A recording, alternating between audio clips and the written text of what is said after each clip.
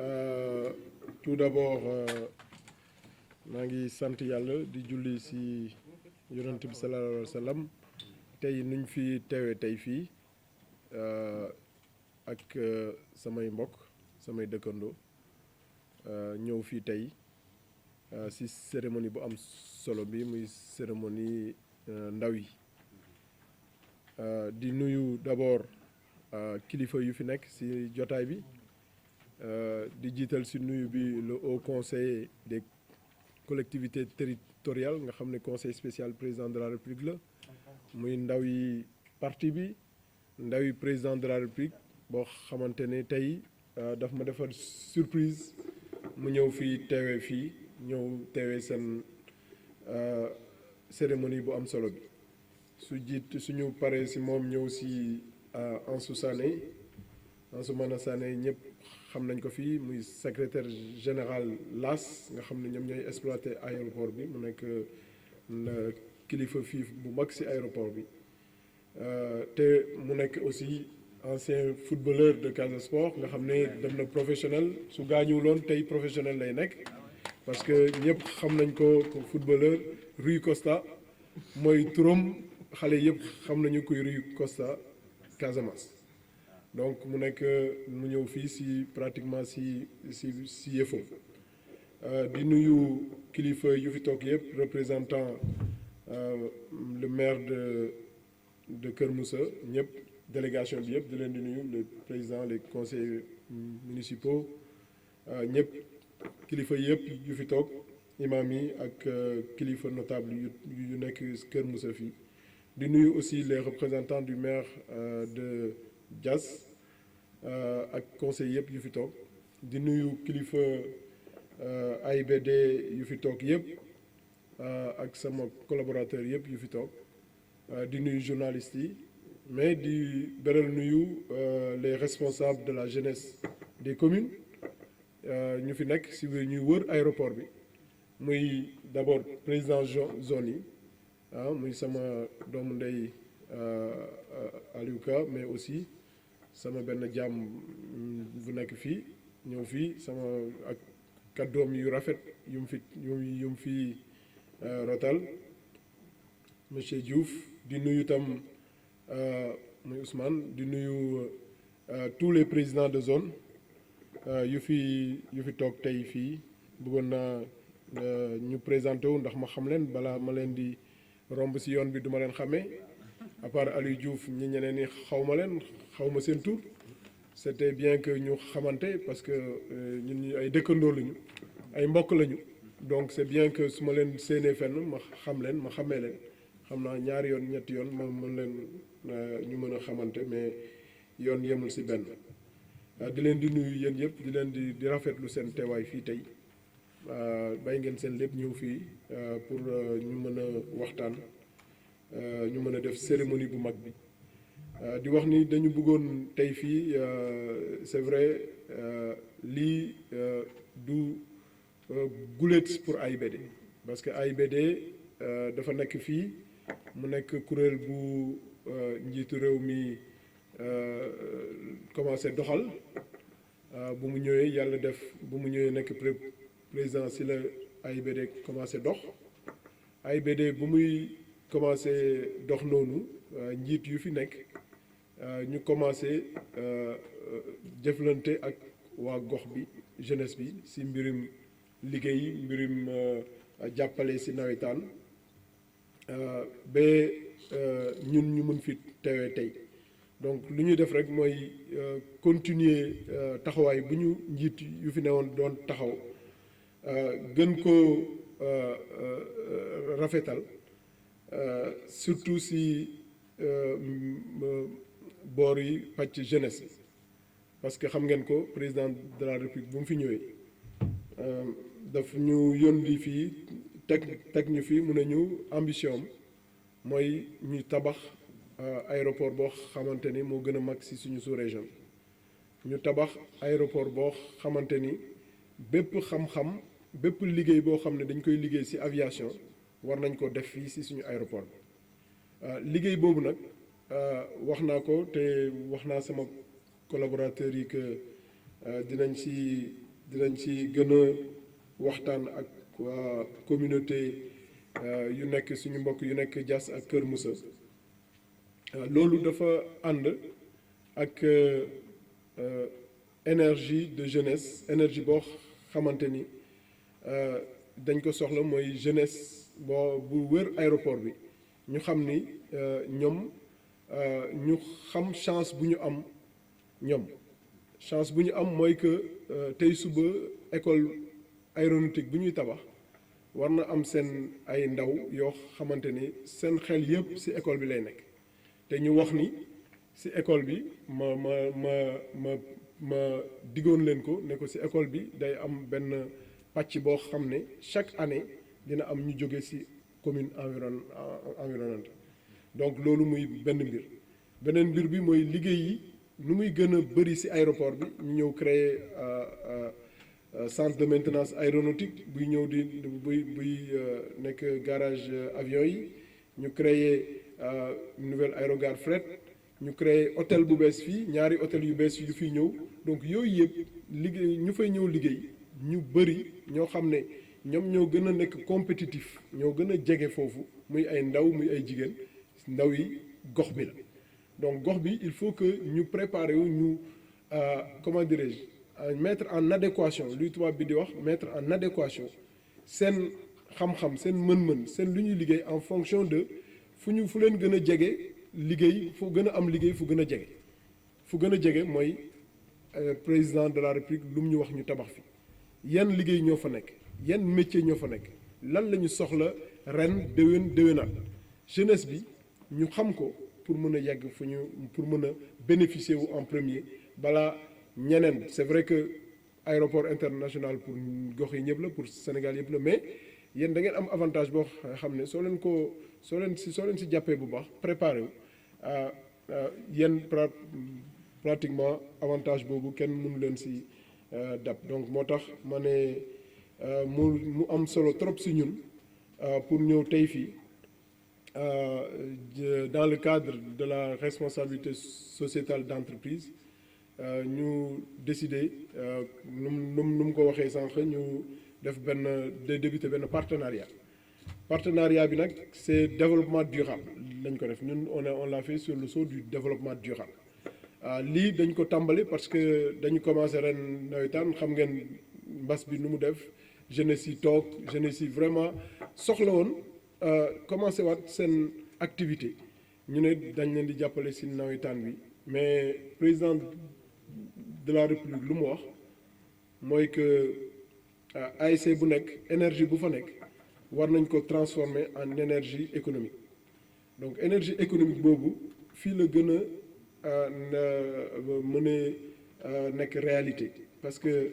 tey fii ASC bu nekk wala zone bu nekk mën ngeen réfléchir sur seen projet yoo xam ne projet long terme la projet développement durable la peut-être que ce projet boo xam ne aéroport bi dina ko soxla wala si yeneen service aéroport yi dañ ko soxla ñu jàppal leen si ànd ak yéen ba ngeen xam ne di ngeen si mën a taxawal ngeen xam ne da ngeen di am ay revenus yoo xam ne doo leen soxla sax AIBD mu leen di jàppale ëllëg yéen yaa leen di ñëw di def di donc loolu moo tax ma ne partenariat bi dañ ko tàmbalee nii tey mais lu tax ma bëggoon leen daje ak yéen c'est pour weccoo joxe message yooyu ne leen bu ñu yem rek ci sport bi bu ñu yem rek ci football bi bu ñu yem rek ci culture bi on a un potentiel énorme qui est l'aéroport la zone aéroportuaire temps yi gis ngeen maa ngi président de la République sant na ma mu ne ma lu xewoon aéroport yeneen yi bu mu xew fii mooy que ma présenté ko schéma directeur d'aménagement pas avions yi fu ñu nekk mais péri aéroportuaire nan la ñu gisee gox bi d'ici 100 ans gox bi yëpp nu muy mel yoon yi fu ñuy jaar lan moo fa war a nekk comme service yan hôpitaux ñoo fa nekk yan clinique yan industrie ñoo fa war a nekk donc tey ñi ngi def plan boobu pratiquement pare na plan boobu su ñëwee dafa am ay industrie yu bëri yu ñuy ñëw fii yoo xamante ne dañ leen di jaay aéroport bi parce que aéroport bi lu fi nekk si biir aéroport bi emplacement bu fi nekk ak sécurité bu fi nekk industrie yu bëri dañ fi ñëw donc loolu lu muy yokk mooy yokk l'emploi autour de l'aéroport lu muy yokk aussi mooy l'environnement aéroportuaire donc suñu dëkk yu nekk suñu wéwéti aéroport mënul nekk une ville aéroportuaire gox yi du ñu nekk ville aéroportuaire du nekk des villes péri-aéroportuaires donc seen gox yi itam développement inclusif la loolu la ñu président de la République sant donc aéroport bi moo tax dafa yéen da ngeen war a nekk des privilégiés donc privilégié boobu nag loolu moo indi ba nga xamante ne tey ñun ñu ne loo xam ne defuñu ko feneen dañ ko war a def fii parce que wax naa ko am na ñu bëri ñu def des sacrifices de leur terre pour des projets d'intérêt national mais yéen bokk ngeen si donc yéen vous êtes des héros de la nation nu ma ko mënee wax parce que ku bay dëkkom bay toolam bay lépp lu muy kii mu dem pour njëriñi réew mi donc réew mi daf ko war a delloo en tout cas te réew mi naka la ko koy delloo mooy mu won ko yoon jàppale ko si lu mu bàyyi pour lu mu bàyyi mu am si njëriñ bu mët sëg njëriñ bu muy gis bu leer nañ te njëriñ itam buy sax donc loolu moo tax ñun ñu décider nii jàppale zone yi donc zone 8B ak zone 14A bu Diass beneen bu Kër Moussa parce que dañu ne woon dañuy jël les ASC qui jouxtent un peu la zone aéroportuaire mais on a bien pris note de la zone 8A de Kër Moussa donc jàpp nañ ko bu baax xam naa yooyu noonu c'est des choses yoo xam ne dinañ ko rectifier incha allah pour que ñëpp mën si gis seen bopp parce que c'est la jeunesse bi mënu leen xaajaloo benn bi rek la kay day dëkk Kër Moussa mi ngi dëkk feneen fekk yaayam mi ngi dëkk fii wala frère mi ngi dëkk fii wala moom daf fi jóge dem tabax fële donc c'est la même jeunesse donc vraiment lu may terminer mooy ma compter naa si yéen pour relever le défi de ce projet gigantesque que le président de la République a eu pour cet aéroport-là parce que xam ngeen ko vous le savez bien le 29 avril dernier le président de la République donc a validé en conseil présidentiel un grand projet de hub aérien avec 15 projets phares 15 projets phares déclinés dans un horizon 2021-2025 et parmi ces 15 projets phares pratiquement 8 vont être réalisés au sein de la plateforme aéroportuaire de Diass donc imaginez-vous l'aéroport comment il est aujourd'hui dans 5 ans déjà l'aérogare va être doublé il y aura la gare TER qui va démarrer bientôt vous allez voir les travaux qui vont démarrer il y a une centrale photovoltaïque donc il y a une nouvelle aérogare fret il y a un centre de maintenance aéronautique il y a une école d'aviation civile on va commencer à faire la voirie autour de l'aéroport pour en faire une véritable ville aéroportuaire et la zone péri-aéroportuaire également va être traitée en adduction en eau, en voirie, en assainissement. Donc vraiment, je compte sur cette jeunesse engagée, cette jeunesse consciente, cette jeunesse bien formée, cette jeunesse en tout cas qui a toutes les valeurs républicaines pour accompagner en tout cas ce grand projet du chef de l'État, le président de la République Macky Sall. En tout cas, c'était pour moi une occasion de continuer cette tradition qu'on a laissée ici, que mes prédécesseurs ont laissée, avec la responsabilité sociétale d'entreprise, dans le cadre du développement durable, à accompagner, comme je l'avais dit tantôt en Wolof, la jeunesse autour de la zone péri-aéroportuaire, surtout la jeunesse au niveau des nawetaan, des ASC, pour aussi échanger avec eux pour que ce n'est pas seulement le sport. C'est vrai que le sport est un intégrateur important, mais c'est aussi vous engager, qu'on aille ensemble à relever le défi du développement. Parce qu'on ne peut pas avoir un aéroport dans une zone où les zones ne sont pas développées. Ce n'est pas pérenne. Pour que ça soit pérenne, il faut que cette jeunesse, et c'est vous, ce ne sera pas les femmes, les femmes ont un grand rôle à jouer. C'est pour cela que nous allons bientôt les accompagner dans la construction des maisons des femmes, que ce soit à Kermoussa, que ce soit à Dias, pour les accompagner dans leur activité économique, mais surtout les jeunes, dans la formation, dans la préparation. Parce que je disais qu'il y a beaucoup de nouveaux métiers qui n'existaient pas au Sénégal. Thiès, à travers Dias, va devenir un pôle aéroportuaire mondial. Donc toutes les industries aéronautiques seront là. Toute la technologie de l'aviation civile sera là. Tous les métiers, de techniciens, d'électriciens avions, de soudeurs, tous ces métiers-là seront présents ici à Dias. Donc cela veut dire que vous êtes les mieux placés